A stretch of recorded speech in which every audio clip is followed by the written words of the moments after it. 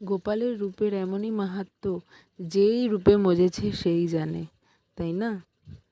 দেখো, আজকে আমার বাড়ির গোপালরা সাজছে, আর গোপালদের জন্য আমি আমার দুটো জামা কিনেছি, বড় গোপাল আর ছোট গোপালের জন্য।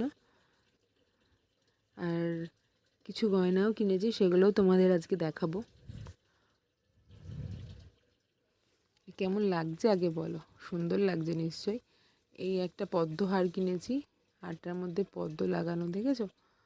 পদ্মহার। আর পদ্ম শুনেছি গোপালের সবচেয়ে প্রিয় ফুল। গোপাল, কৃষ্ণ এদের সবার সবচেয়ে প্রিয় ফুল। আর এটা দুটো মাকড়ি কিনেছি আমার ছোট গোপালের। বড় গোপাল কানের পরে রয়েছেন, তাই ওনার জন্য আনিনি।